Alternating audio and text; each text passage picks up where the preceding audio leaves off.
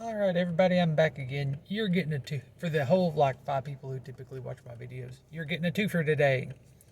Uh, I posted the video earlier today where I mentioned issues, some issues with one county with voting machines.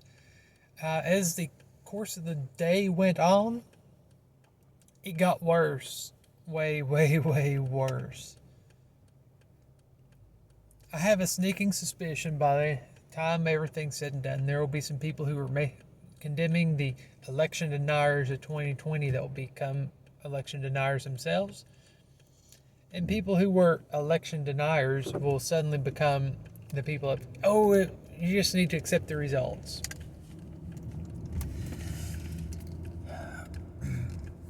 Whether you like the election results or not, with the amount of issues that we have seen reported today across the country, I know one person that I have known for years said that when they went, it was a 2 hour wait because machines weren't working. And I haven't even seen that in the news. So I'm sure there's plenty of that going on in other places. Nobody, by the time this is all said and done, nobody with any common sense whatsoever, two functioning brain cells, even I'll go as far as say that, can look at this and say that this was not a giant cluster.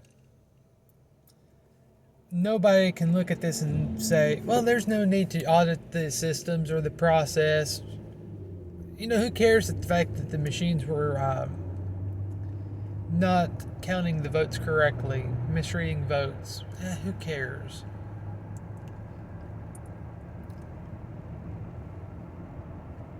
At this, I called, last year I called for a full forensic audit of the results to instill feeling of legitimacy on the system and to find any weaknesses so that, if there were any potential issues, they could be addressed. That never happened. And now, here we are, 2 years later, with multiple areas across the country having issues with machines.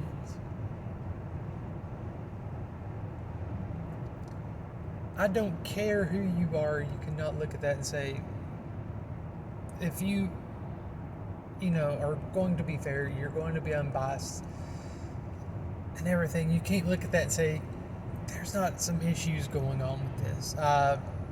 You cannot just say, there's no need to do an audit, just to be sure and also to find out where the weaknesses are in the system and address it. To be the number one power of freedom and democracy in the whole world, as many people like to call it, to have an election with this many issues on a national level is unacceptable. It's unfathomable. And yet here we are, and I don't know, honestly, I don't know if anything's going to get done to address it. That's the sad part.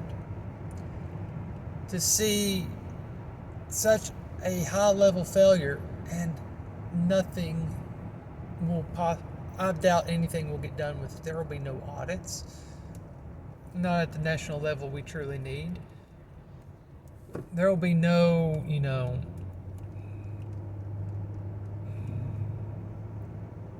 revamping the improvements to the system. All we're going to be seeing is more back and forth arguing for 2 more years. And the thing is, they should be beginning the process today. They should be announcing that when this is over with, there will be a full out hardcore forensic audit going on today, this moment. They should be announcing that. Because let me tell you something. If you think 2020 was bad for claims of a stolen election, there's a good chance you're going to hear that again today or in the coming days. And it will be nothing compared to what we see in 2024. Especially my gut's right when we get Trump versus Biden round 2. It won't be pretty. So the best thing you can do is to start trying to do something about it now.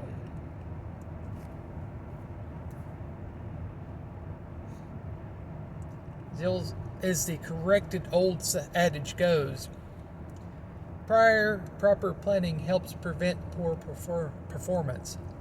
I cannot talk today. I'm getting tongue-tied. Been one of those days. But it's true.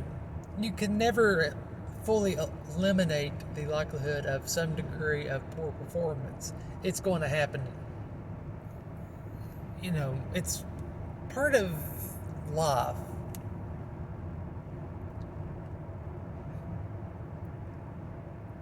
What was it Picard said to Data? It's possible to do no wrong and still make a mistake or something like that. I just watched a trailer going down the road without a tire on it. There wasn't even a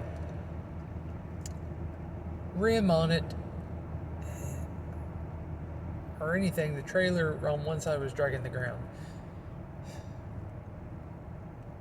Yeah, that sounds about right for today.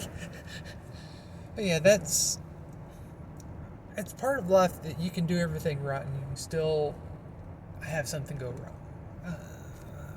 wrong.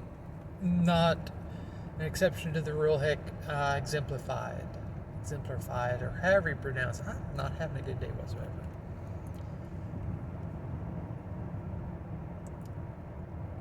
But to have what went down 2020 with the allegations that went down, to come off of that 2 years later and to have everything we've seen today go down,